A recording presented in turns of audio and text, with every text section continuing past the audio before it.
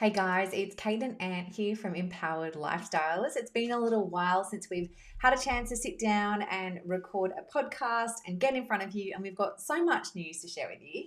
It's been busy. I don't particularly like the word because sometimes it's a bit of a reflex. How you been? Oh, really busy. But it's proper being busy, hasn't it? And very fulfilling. We have been behind the scenes. Farm life has been amazing. Lots of stories to share with you there, but really diving into the passions that we have around empowering families to live their values, connect with their children, and really get to live life on their own terms. And behind the scenes, we have gone ahead and we've just released our second book, Creating Conscious Kids, which we are very excited to bring to you and talk with you more about. Because if there's one thing we know right now, parents are feeling the weight of parenting in the 21st century, and it's heavy. And we're navigating a whole new, experience for people. So it's just about bringing that to the forefront and giving you empowered tools to be able to absolutely thrive through that. Well, I love the tagline of the book, not Yes. just because I came up with it. Helping kids find their happy place in the age of distraction. Yeah. So let's dissect that. What is the happy place? Because I think there's a lot of, I'm going to call it foo-foo, just like follow your bliss, kind of life is all butterflies and rainbows. And it's just not. There's always an equal amount of support and challenge. Mm-hmm. When you look at a definition of love, it's a complementary opposites of support and love. When we look at yin and yang and good and bad and dark and light and male and female. And so when there's always those polar opposites, it's about you going, well, there's both of those in the pursuit of what's most important to me. Yeah. The piece that's often missed is, well, let's take the time and find out what is most important to you as a parent, but also for you as your children. And that's what values are. Yeah. And if you can help yourself as well as your children find their highest values, and you're creating a week where there's a lot of time, energy, focus in those values, that is the happy place. It's not eating chocolate, gaming all the time, as in their happy place. Well, I think the definition of love is actually it's giving your children not just what they want, but what they need, right? And I've been on a lot of calls with amazing, amazing parents over this last kind of month, and they're having this tug of war between, wanting to show their kids that they love them, but what they're doing is they're telling them what they're not doing right. They're telling them what has to get done, and they're feeling like the Uber driver, the cook, the chef, the social life organizer, and they actually are missing out on that deep connection that I think really all parents genuinely want with their kids. And so it's how do we piece it together with the busy life that a lot of parents have. You've got lots of moving parts to things. And then how do you piece it together to have meaningful and quality relationships? And if you were to speak to every parent out there, we all want to help our kids find their happy place. But sometimes we need to slow down, take a little time out on what we're currently doing in order to create some white space and actually have the time, the deliberate time to communicate with our kids one-on-one, as a collective, if you've got more than one child, to really dive into what lights them up. Yeah. And I think the premise behind it is really admirable. You want to be a great mum, a great dad. And so it's all about you putting what's important to you aside, and your little angel, your little bundle of joy, putting them up on a pedestal, like what's important to them is more important. And I can relate at times. I just feel like a servant, following them around, picking stuff up. I've got to go there, driving them there. And you get a little bit disgruntled. The energy builds up, and then it comes out in an outburst. Well, what about me? I don't know if anyone can relate to. Am I just talking to myself here? Look at everything that I'm sacrificing for you. You should be yeah, so you grateful. should. And as soon as you say you should all over yourself and your child. Yeah. So it is, as my beautiful wife just said, it's taking the time to stop and go, what is most important to you? What makes time stand still? This weekend, if you could do anything, what would you love to do? Today, as the holiday. So always being intentional with the time ahead, and then hearing, listening, okay, extracting, listening from, drawing out what is important to them, and then saying, I hear you. What I'm hearing is this. Then you get to share, and if you do this enough times, hopefully your children go, what would be important to you, mummy? Yeah, And it's that's just, oh. okay. They see me. I'm just not an Uber driver for them. It is pretty cool when that does happen. And then when you have these conversations, you're teaching them about communication. You're teaching them about you are not the center of the universe. You are part of it, and you're an important part of it, and you get to have an effect on other people that are important to you. You teach them how life really works, whether for them to step into a relationship, friendship, work, career, whatever it might be. Yeah. So, first thing, I think our intention for this particular episode and time with you today is to have you start creating time and asking yourself some of the questions that we're going to pose to you, and also to get yourself a copy of our amazing book. We are very proud of the I think the value that families are receiving from it already. So if you go to consciouskidsbook.com, you'll be able to get your hands on a copy, digital form, also audiobook, and there's some other amazing bonuses that you can jump into as well. But I think, again, I've been chatting to a lot of parents of late, caught up in the busy, and this might be you right now. You're listening to this while you're driving, home from a pickup or off to sport or something. And rather than just telling our kids about the schedule of the week and here's what we're doing, we want you to start thinking about what are some questions you can ask them, such as, hey, the weekend's going to be here before we know it. I love spending quality time with you. What is one thing that we could do together, either just you and me or as a family, that you would love to have happen this weekend? Like actually asking them what matters. What would you love to do with me? So it could be a board game. It could be a walk on the beach. It could be going and kicking the footy in the park. It could be taking the dogs for a swim. It could be playing guitar together. Like there's so many things that if we just tell them all the time what we're going to do, they kind of feel not as important. And this will start to carve out a really beautiful relationship with you when they feel seen and heard. Mum and dad, or, if you're in a parenting role, maybe you aren't their birth parent but you're just there in support, to say they see me, they want to do something with me that's fun, and I get to tell them what I love, and they're actually going to make time for me to do that. That's pretty cool. Yeah. When you think about it from the child's perspective, though, like you said, I'm seen, I'm heard, I'm understood, I'm loved. Tick. Big, big thing to be aware of for your child. Yeah. But number two, it teaches them to be deliberate with their time, to have a vision for what they want to create. Yes. Now, what's the default to this? What's the downside? You wake up, it's Saturday morning, the day gets away, and what's your child's habit? What do they go to? It's a screen, right? It's typically, well, if there's not something fulfilling in the real world, I'll go to the digital world. Yeah. And so that's why that title of the book, Helping Your Child Find Their Happy Place. What are their vision? What are their values? How do you create a curriculum that's full of that in the age of distraction? Because if you don't, distraction is the default. And when you look at the algorithms, when you look at multi-million-dollar marketing budgets with very clever people putting these algorithms together, it's going to win. Yeah. As soon as your child opens that screen, it is calling to them.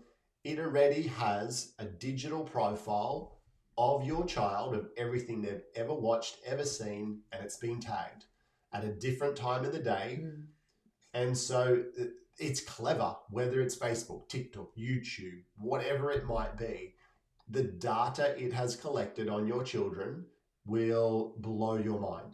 It knows your child better than your child knows itself, and knows your child better than you from a marketing standpoint. And you think about, if I'm a company and I want to put money to advertise with one of these platforms, the thing that they're selling me is data. They know everything about a child, and so they know how to keep a child. But what about you? What about when you open the screen, I just want to check a quick message in WhatsApp to see what's happening with the kids' soccer tomorrow. Next thing, bing, Sally, your friend, pops up because she's going live. And then you click there, and then an ad comes up, and you haven't spoken about wanting that thing from the shops. You just thought it, but now it's already targeting you. And 15, 20 minutes went by, and all you want to jump on was a few seconds and check the soccer tomorrow. Yeah. It's super, super clever. And so how do we win that war? And most parents don't know how. They're absolutely struggling, losing their relationship with their precious little one because screens are winning. Yeah. And I mean, research now shows the average child spends about 30% of their waking hours on a screen. And in modern families, they're spending just 5 hours face to face with their kids. And when we say face to face, it's actually like having it's, you know, maybe it's over the table eating a meal or something, because life is just busy. We've got lots of moving parts. So how do we bring it all back so that you can start to create some beautiful habits and culture in your home, that the screen isn't the go-to? Because it starts with you. Because if kids see mum and dad on their phone and they're telling the kids to get off, well, that's not going to work, right? So it starts with you.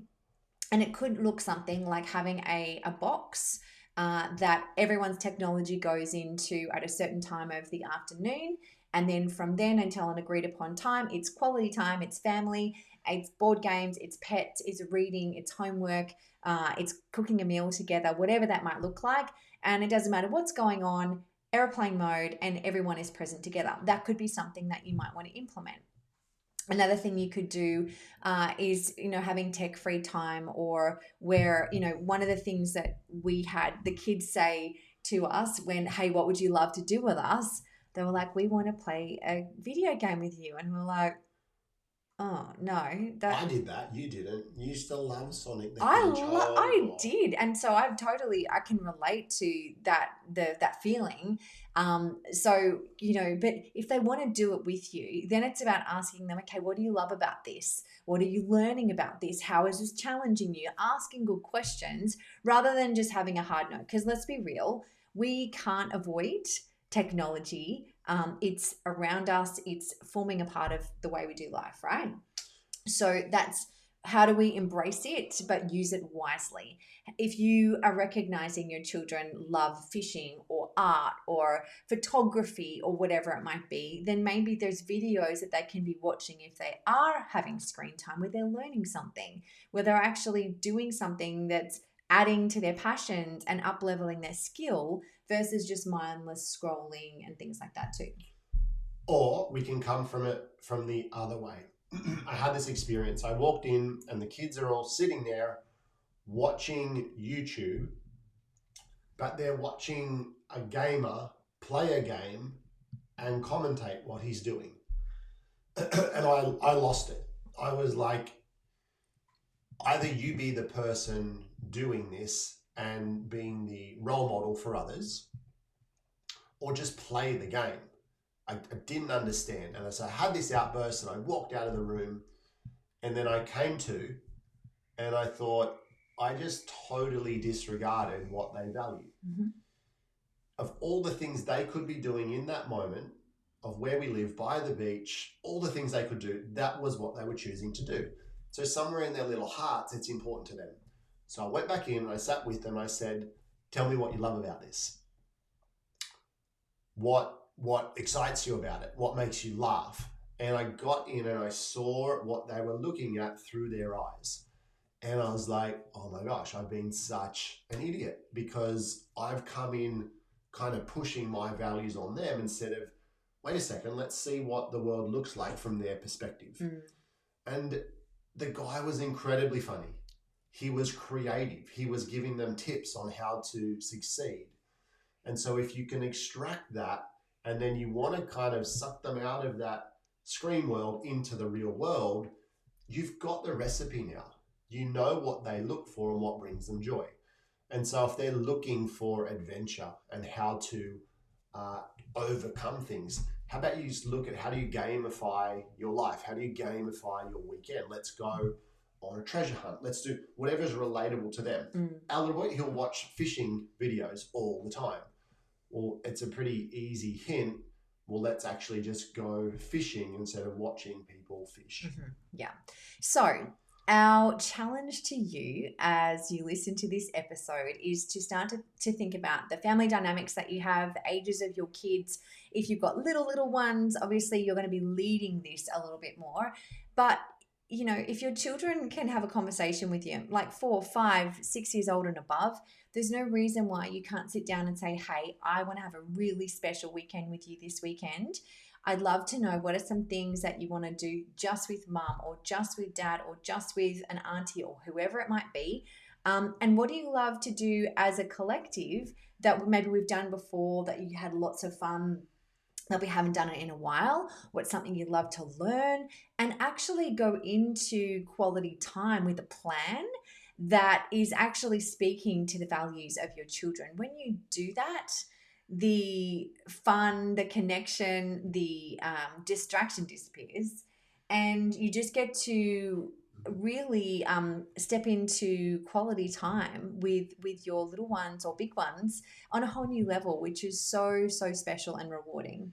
Yeah, so I know through our book, it's the best work we've ever done. And there are hundreds and hundreds of questions that we've put in there. And if we look at that word question, the word quest, it's about having a vision, having a goal. And when you ask the right questions, it's not you projecting onto them. A quest is how you bring out of your child what's important to them. So the series of questions asked in a particular format for different outcomes is really clever, really clever. So I unashamedly will give it a good promotion. I think the value that will add to your life and your family in under 2 weeks, like it's a quick read, it's an easy read, but you can apply the principles into practicals Very and quickly see the rewards immediately. Yeah, regardless of the ages of your children. Absolutely. And if you have little ones, then it's about the conversation you have with your partner or your support team that you have around you to be like, all right, well, how do I want it to be? Because you kind of got a blank slate, which is really exciting as well. So we're excited to have you read the book, but also we are over the series of the next few podcasts. We're going to dive deeper. You'll see our style of writing is warts and all. It's not, we're not the gurus. We're not the look to us. We get it all right. Definitely don't pretend to be perfect. We've had that moment of like yelling at our kids to stop yelling. And then, you catch yourself, you're like, oh my gosh, what am I doing? We've certainly seen it all. Our kids are now 12, 14 and 16. So we're definitely entering a new phase of boyfriends and girlfriends and all of that fun stuff. And I'm really proud of the way we're navigating it. Not to say that we're getting it right all the time, but I think it's also important as we're all learning and growing with our kids. We're growing up with them, right? And when we can pause and tell a story of like maybe when we had a similar stuff up in the past, or when we can apologize for a crappy 5 minutes that maybe we just lost our cool and did not show up how we want to, that speaks volumes to our children because it's setting the example of how they get to show up in the world. Yeah, so we're excited to dive into the chapters of the book and kind of go even deeper behind the scenes. Yeah. Reveal, obviously there's only so much you can put into the written word. So stay tuned. We'd love to get some feedback, hear your comments. And if you've got any questions, please ask and we can address those in future podcasts. Definitely. So go to consciouskidsbook.com where you can get your copy. We also have a free Facebook community for conscious parents that are really wanting to connect with other like-minded families and just learn and grow more. So we'll pop the link into the show notes as well. And yeah, excited to share more with you and just see the connection that you have with your family grow to an even deeper level.